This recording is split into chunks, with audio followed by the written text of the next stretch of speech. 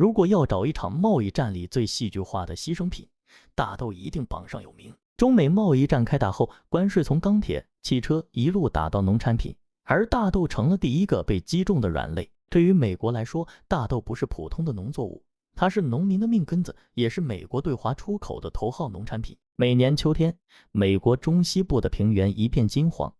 收割机昼夜轰鸣，这些黄豆绝大部分都会装上货轮，运往太平洋另一端的中国，变成豆浆、豆腐、猪饲料。可就在川普和中国互加关税的那一年，这条稳定了10几年的贸易链突然被掐断，中国一船大豆都没买，美国农民瞬间慌了神。要知道，美国大豆出口对中国的依赖度极高，差不多60%出口量都卖给中国。你可以想象，当这么大的一个市场突然消失，仓库里的大豆越堆越多，价格一路狂跌，农民看着满仓的黄豆心急如焚。根据统计，那一年上半年，美国对华农产品出口暴跌了53%，其中大豆更是一口气重摔51%。这不仅仅是数字上的下跌，而是真真切切地砸在了农民的饭碗上。更让人心焦的是，大豆不像工业品可以压在仓库里等行情回升，它是有保质期的农产品，放久了品质下降，甚至会发霉烂掉。每年的9月到11月是美国大豆的收成季节，可到了收成的时候，中国依旧没有下单。农民面临的不是卖多少钱的问题，而是卖不卖得出去的问题。很多人形容那一年美国中西部的空气里都弥漫着一种绝望的味道。农民们在田里干活的时候都在想，这一季收成到底能不能换来现金流。川普政府很快意识到问题的严重性，别忘了，这些种大豆的农民大多来自铁票区，也就是长期支持共和党的农业州，是川普选举胜利的重要基础。得罪了农民，就等于动摇了自己的票仓。川普一边在推特上喊话，一边派出贸易团队要求中国恢复购买大豆，甚至开出让中国多买几倍农产品的条件，只求能把滞销的黄豆赶紧卖出去。可是中国并不急着回应，反而转头和巴西签下长期合同，把进口量大幅转向南美。对中国来说，这是一场有计划的反制。大豆是战略物资，中国每年需要巨量进口来养活猪牛羊，维持肉类供应，因此它也是中国手里最有效的筹码之一。通过暂停进口美国大豆，中国在贸易谈判中占据了主动。对于美国农民来说，这却是实实在在的打击。媒体当时采访了很多农场主，有人无奈地说，我们不是在打贸易战，我们是在被牺牲。与此同时，芝加哥期货市场的大豆价格也开始剧烈波动，先是因为需求骤降而暴跌，后来因为市场预期可能达成协议又突然反弹，一天之内大涨大跌，农民完全不知道该什么时候卖。有人干脆把大豆囤在仓里赌未来价格上涨，但越囤风险越高，银行催贷款，机械设备要折旧，现金流越来越紧张。美国农业部不得不推出补贴计划，用纳税人的钱给农民发补偿，可这点钱根本填不上出口损失的窟窿。这场大豆危机不仅仅是经济问题，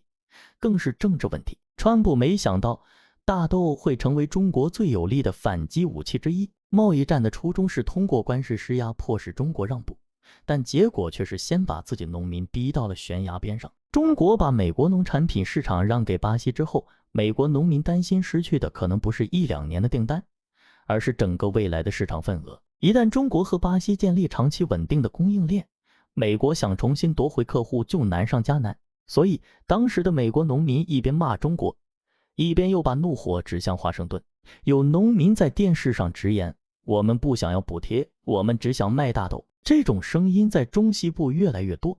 让白宫的政治压力日益加大。川普虽然嘴上继续强硬，但私下里已经多次放出善意，希望中美尽快达成协议。毕竟如果这一季大豆真的烂在田里，那损失的就不仅仅是钱，还有选票。要理解为什么大豆危机会把美国农民逼得这么绝望，必须先看看中美农业模式的巨大差异。中国的大部分农民依然是小农经济，家里有几亩地，想种什么就种什么，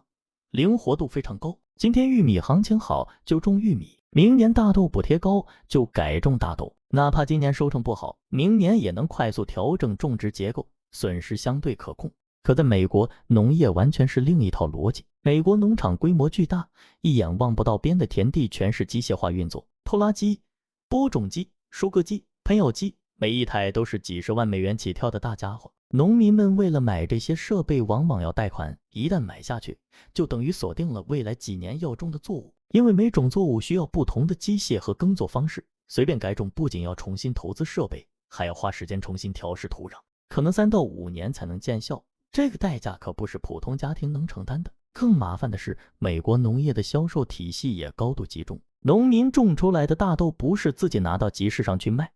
而是通过合同卖给大型粮商，比如嘉基、利安这些跨国公司。合同早在播种前1-2年就签好了，价格、数量都确定了，农民几乎没有自主定价权。也就是说，他们的收入高度依赖出口市场的稳定。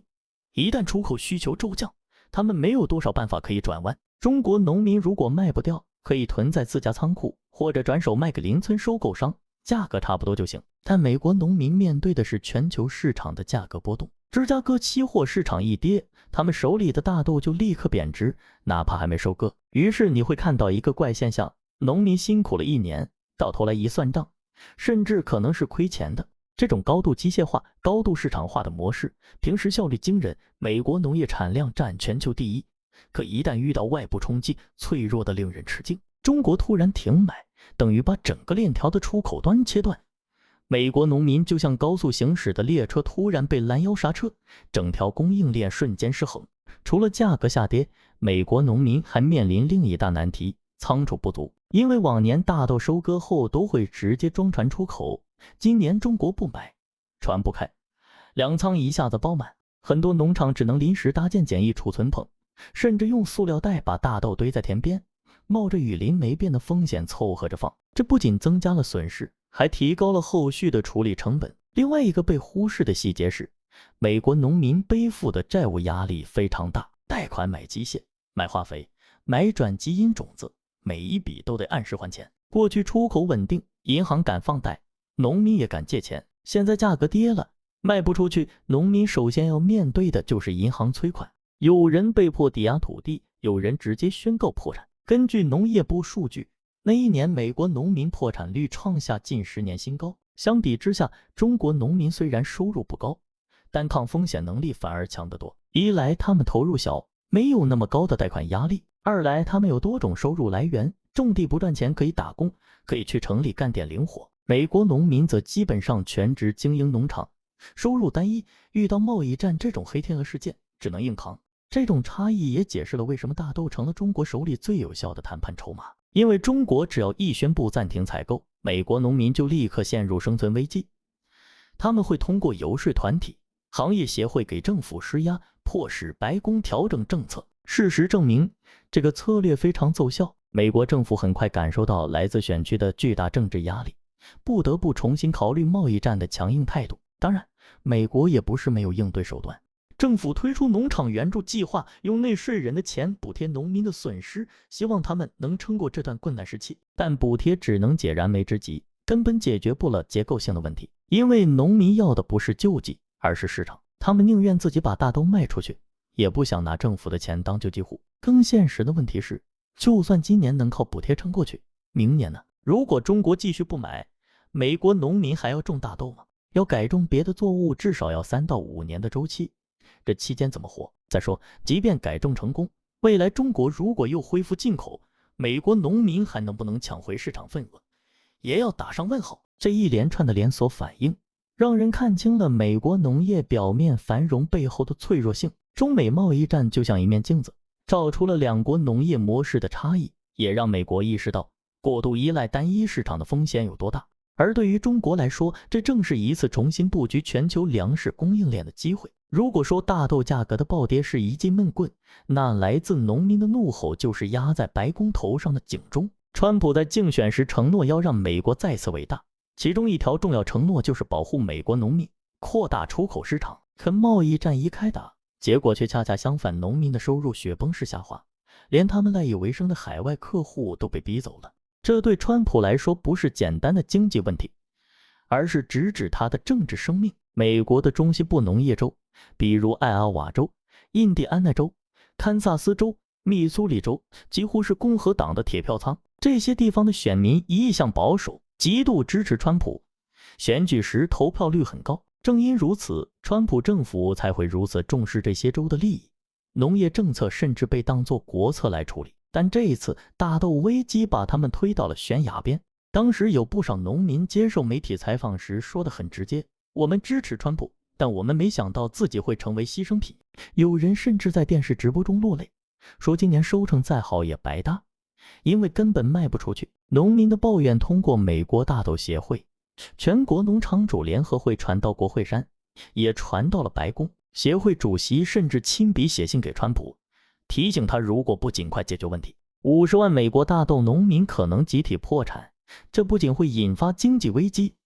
还会在政治上引发地震。川普当然明白这封信背后的含义，农民手里不仅有选票，还有游说的能力。如果他们集体倒向民主党，2020年的大选就可能出现翻盘，他不可能冒这个险。所以我们看到，川普一方面继续在推特上高调喊话，说关税是必要的，是对中国不公平贸易的反击，另一方面却悄悄派出团队与中方恢复磋商，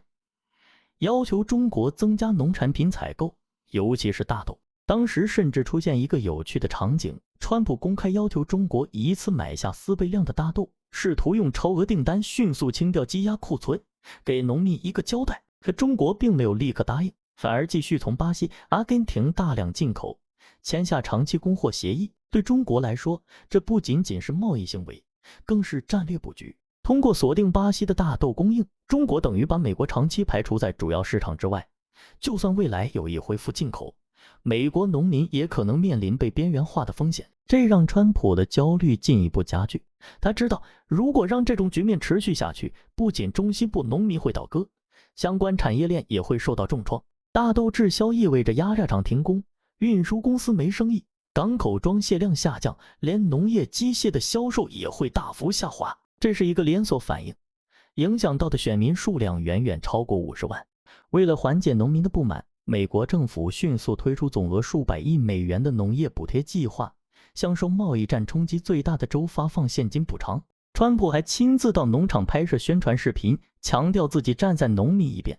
承诺贸易战胜利后，美国农民会获得更大的市场。可是农民们并不买账，很多人公开表示，我们不要补贴，我们要市场。补贴再多也无法弥补失去客户的长期损失。媒体上开始出现越来越多的批评声音，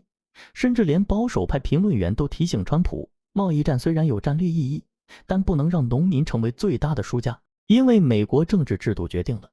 选票就是最直接的压力。一旦农民对政府失去信心，他们不仅会倒向民主党，还会影响到参议员、州长的选举布局，动摇共和党在中西部的根基。川普的困境还不止于此，大豆问题本身就像一面镜子，折射出贸易战对美国其他产业的冲击。钢铁、汽车、电子产品价格上涨，消费者通胀压力增大，制造业采购经理指数连续下滑，这些都是选民能直接感受到的。川普想用关税逼中国让步，可短期内受伤最重的却是自己的国内经济，这无疑削弱了他的谈判筹码。因此，川普不得不在强硬和妥协之间来回摇摆。一方面，他需要维持强硬姿态，向支持者证明自己没有怂；另一方面，他又不得不考虑农民的实际处境，想办法尽快恢复出口。于是，我们看到谈判桌上的话题越来越聚焦在农产品采购上，大豆成为整个中美谈判的风向标。只要中国一宣布采购，美国媒体立刻报道称贸易战出现转机，股市应声上涨。仿佛全世界都在等着看这些黄豆能不能顺利装船。这种政治与经济交织的困境，让大豆从一颗颗普通的农作物，变成了左右国际谈判的战略武器。川普必须要找到一个平衡点，既要维持选民的支持，又不能让谈判彻底破裂。大豆农民的命运，某种程度上成了美国政府能否走出贸易战僵局的关键试金石。大豆只是第一张牌，中国手里还有另一张更有杀伤力的王牌稀土。稀土被称为工业维生素，广泛用于高科技产品、军工、汽车、风电、电子设备等关键领域。没有稀土，就造不出高性能磁铁，就造不出 F-35战机的雷达和电动汽车的电机。中国占据全球稀土开采和加工的大约80%份额，可以说是整个供应链的核心。如果说大豆能让美国农民焦虑，稀土则能让五角大楼夜不能寐。当中国暂停采购美国大豆的同时，北京也宣布收紧稀土出口管制，出台稀土管理暂行办法，要求全面建立稀土流向记录，强化出口审查。这一动作被外界解读为对美国的明确信号，不仅农产品可以反制，高科技产业也可以成为施压工具。美国看到这个动作，立刻炸锅，因为稀土一旦断供，影响的不只是消费电子，而是整个军事工业体系。川普在白宫接连召开会议，研究如何应对稀土风险。一方面，他放出狠话，威胁如果中国切断稀土供应，美国将对相关产品征收200%的关税。另一方面，他让美国唯一一家稀土开采公司 Olympic Materials 暂停向中国出口部分稀土原料，试图用自断一臂的方式制造谈判筹码。可问题是，美国的稀土产业链极度依赖中国的加工能力，原料运回美国没有足够的分离冶炼产能，反而让美国国内稀土价格飙升到2年新高，连特斯拉、波音、洛克希德马丁都感到成本压力。这种双向封锁的做法看似强硬，实际上却让美国陷入更大的被动。因为建一座稀土分离厂至少需要3到5年的时间，还要经历复杂的环保审批。短期内，美国没有替代方案，只能消耗库存。根据专家测算，美国军工企业的稀土库存顶多能撑6到8个月，之后就会面临断供风险。这让川普的谈判姿态显得有些虚张声势，中国则显得更为从容，一边用大豆限制农产品进口，让美国农民焦急，一边用稀土掐住高科技产业的脖子，让华盛顿感受到战略压力。双重博弈之下，美国不得不软化立场。于是我们看到，美国宣布将部分对华加征关税的计划延后到11月，还释放出邀请中国高层到华盛顿谈判的信号，试图缓解僵局。然而谈判桌上，中国并不急着妥协，大豆进口依然是0%，稀土出口控制还在继续。川普虽然嘴上说我们赢得很漂亮，但其实心里明白，美国现在更需要一份协议，因为时间拖得越久，压力越大。农民的收成季节越来越近，选举的脚步也越来越近，而稀土库存每天都在减少。更让川普头疼的是，市场和媒体都在盯着他的每步动作。只要谈判出现一点风吹草动，芝加哥大豆期货价格就会剧烈波动，美股也会随之上涨或下跌。投资者、农民、制造业巨头都在给白宫施压，要求尽快结束这场没有胜利者的贸易战。于是，川普开始频繁抛出橄榄枝。他不仅公开表示愿意与习近平会面，还提出让中国购买更多美国能源、农产品、制造品，甚至放话愿意接受60万中国留学生赴美读书，把教育都拿来当筹码。外界解读，这实际上是川普软化的表现，因为如果他真的处于上风，就不必做出这么多安抚姿态。大豆和稀土的双重博弈，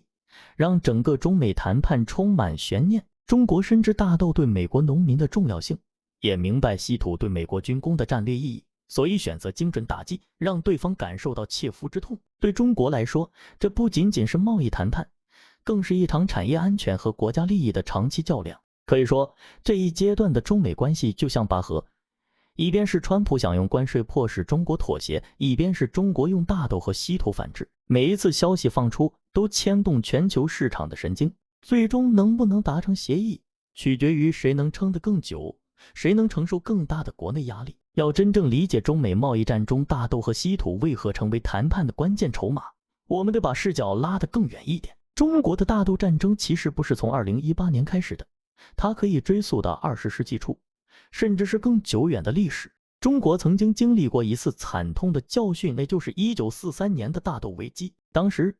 美国凭借全球大豆产量的优势，迅速占领了中国市场，终结了中国几千年的大豆种植历史。1943年，美国凭借其雄厚的农业生产能力，掌握了全球大豆生产的60%以上，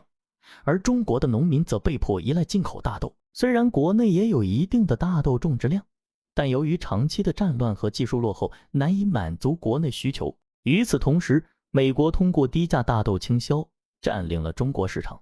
导致当时中国的本土大豆产业几乎崩溃，中国的榨油企业纷纷倒闭，市场充斥着美国低价大豆。这种局面对中国农业的影响是深远的。到1970年代，随着中国的农业现代化进程逐渐展开，大豆种植面积有所恢复，但真正的改变发生在2000年以后。2001年，中国正式加入了世界贸易组织 WTO， 标志着中国市场对外开放的全面开始。随着全球贸易的日益发展，美国凭借机械化、转基因大豆迅速占领了中国市场，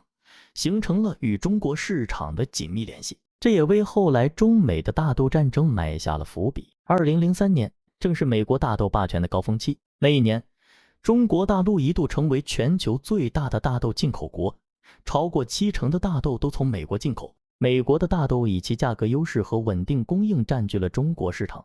这一切看似美好，但却在2003年爆发了危机。那时，中国因为美国在 WTO 的贸易政策中滥用补贴，迫使自己在大豆供应上完全依赖美国。问题出在，一旦美国的供应链受到冲击，中国的国内市场就会面临断粮的危机。这一年，中国遭遇了前所未有的大豆恐慌，全球大豆市场的价格暴涨，甚至有传言称中国的大豆吃光了。当时的媒体普遍报道，中国的榨油厂纷纷关停，造成大规模的恐慌。为了应对这一危机，中国政府开始意识到，不能永远依赖美国的农产品供应，必须拥有自己的大豆战略储备。经过这一轮反思后，中国的农业政策开始发生转变。自2008年起，中国东北地区开始大规模建设粮仓，并启动了大豆自给战略。国家通过扶持本土农业，逐步恢复了大豆的种植面积，尤其是在黑龙江、吉林、内蒙古等地，这些地区的农业逐渐实现了对国内大豆的自给自足。同时，中国还开始在全球范围内布局，寻找替代供应源，逐渐减少对美国大豆的依赖。巴西、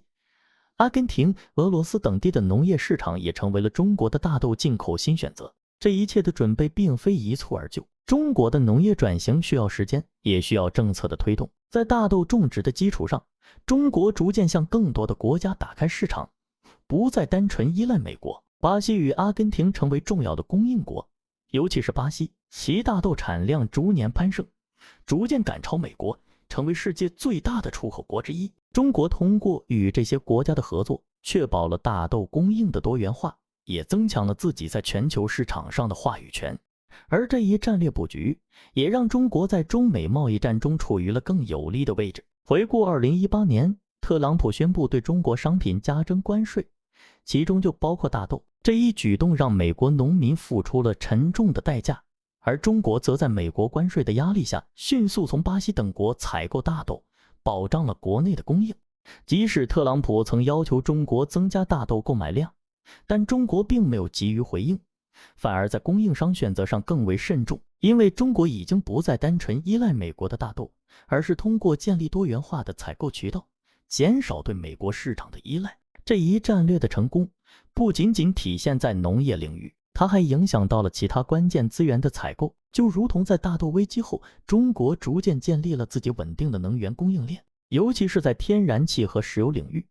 逐步摆脱了对美国的依赖。而这种战略布局，随着“一带一路”倡议的推进，已经扩展到更多的资源和市场。中美贸易战的爆发，再次验证了中国过去几年在农业和能源领域的战略准备是正确的。从大豆到稀土，再到未来的其他关键物资，中国在全球供应链中的话语权愈发重要。面对美国的关税和贸易壁垒，中国不仅能够依靠多元化的供应来源来保障国内的市场需求，还能够通过灵活的外交策略，影响全球资源的流动。这场大豆战争并非仅仅是一场贸易谈判，它实际上是中国长期战略规划的结果。通过这一系列的布局，中国不仅增强了农业自主性，更为自己在国际市场上争取到了更多的主动权。中美贸易战不仅是一场关于商品和市场的较量，更深层次的是一场关系到国家政治、经济与选举走向的博弈。在这场博弈中，美国农民无疑成为了最为敏感的政治筹码。他们不仅关心大豆的收成，还深知自己手中的选票能在关键时刻左右政府的政策走向。川普总统面临的困境，正是这种选举政治和农民利益的冲突。对于美国的中西部农业州来说，大豆是他们经济的命脉，农民们将一年的心血寄托在大豆的收成上，希望着能够卖出一个好价钱，保障全家的生计。而中国作为全球最大的大豆进口国，一直是美国农民的金主。过去，农民们签订的合同早已确保了他们的收入来源，几乎不需要太多的忧虑。然而，随着中美贸易战的爆发，这一切都发生了翻天覆地的变化。在贸易战初期，川普坚持通过加征关税来压迫中国，试图迫使中国做出让步。然而，川普忽视了一个至关重要的因素，这些农业州的选民不仅仅是生产大豆的农民，他们还是美国共和党的重要支持群体。农民的失望和愤怒很快传导到政治层面，川普的铁票区出现了前所未有的压力。美国中西部50万大豆农民的经济损失直接影响到了川普政府的支持基础。根据民调数据，农民对川普政府的不满情绪逐步升温。虽然川普和他的支持者不断宣称贸易战最终会让美国变得更强大，但对于许多依赖出口的大豆农民来说，他们更关心的是眼前的生死存亡。当农场里的大豆滞销，仓库堆满了无法出售的货物时，农民的心情从最初的支持到后来的失望，情绪起伏不定。他们不理解为什么在自己满怀期待的一年里，辛辛苦苦种下的大豆却无人购买。这些人开始在街头、在集会上公开表达愤怒，甚至有些农民开始动员自己所在的地区参与集体抗议，呼吁政府尽快采取行动解决困境。这一切逐渐被媒体放大，成为了美国国内政治争论的焦点。共和党在中西部的支持基础开始动摇，川普不得不正视这个问题。他深知，如果农民继续受损，那么不仅仅是选票问题，甚至连一些关键州的选举结果都会受到影响。美国大豆生产的重灾区，如艾奥瓦州、密苏里州、堪萨斯州等，恰恰是那些摇摆州。川普一旦失去这些地区的支持，整个2020年的大选将会面临巨大的风险。因此，川普开始调整策略，试图通过更多的妥协和让步来回应农民的呼声。他首先通过政府补贴计划给农民提供临时救助，虽然这些补贴远远不能弥补他们失去的市场，但至少能缓解眼前的困难。接着，川普转向中国，提出希望通过谈判恢复农产品的进口，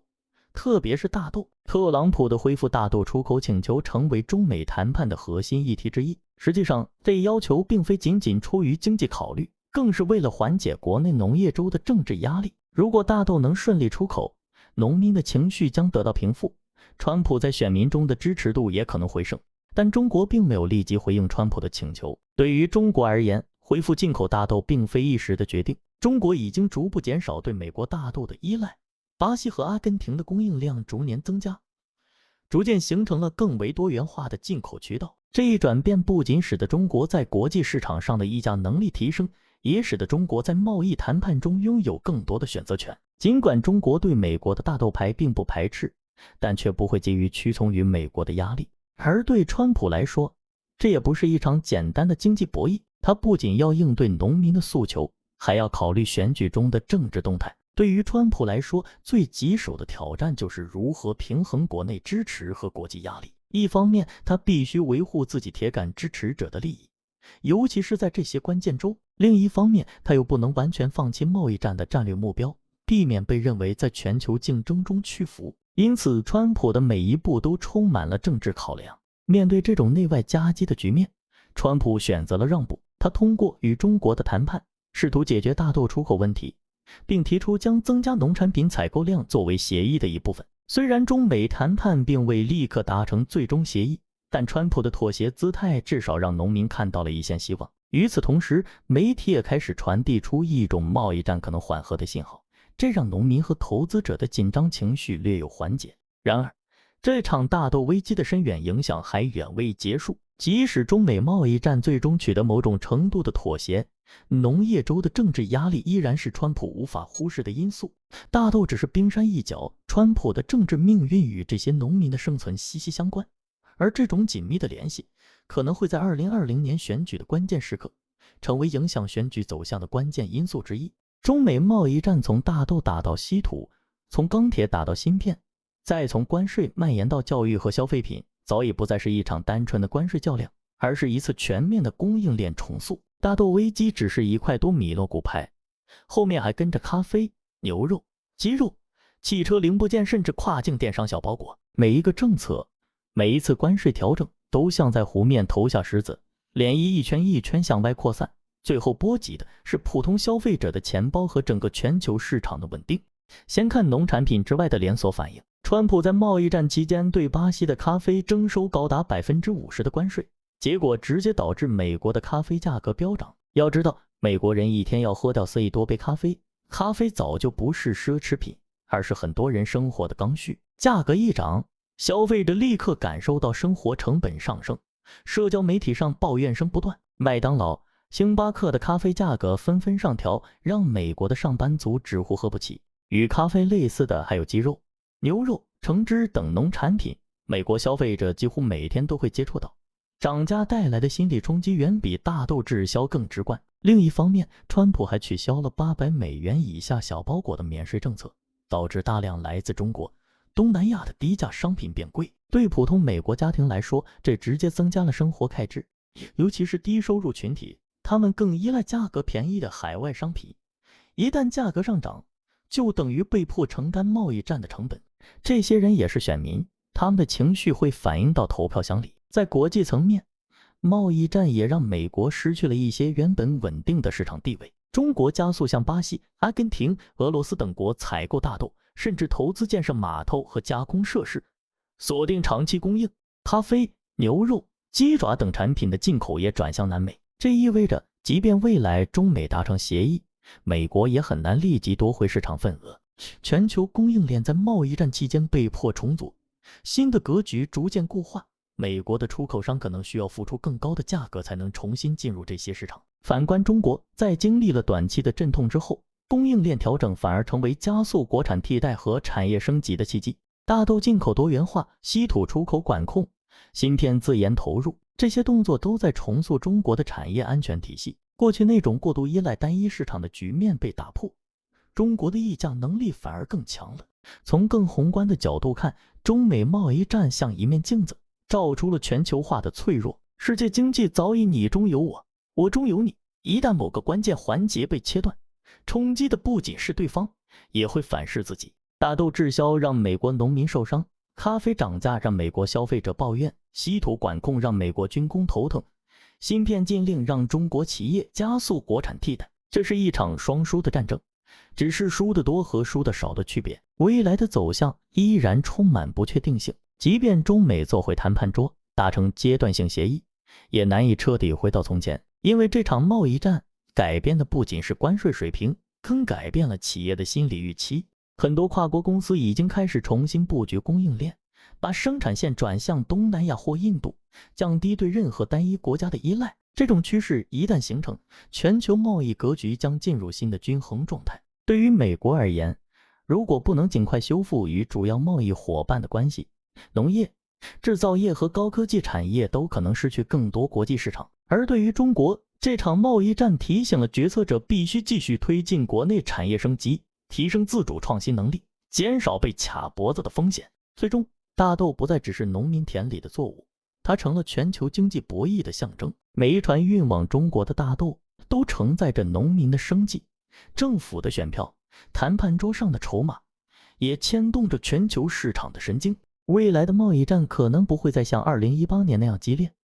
但它留下的深远影响会长期存在。对美国来说，如何重新赢回农民的信任，是下一次选举前必须回答的问题。对中国来说，如何继续保持供应链的安全和稳定，则是未来战略的重中之重。可以预见，中美之间的竞争与合作还会持续。或许下一次谈判桌上的焦点不再是大豆，而是芯片、人工智能、电动车。但无论焦点如何转移，大豆危机所揭示的真相，市场、选票、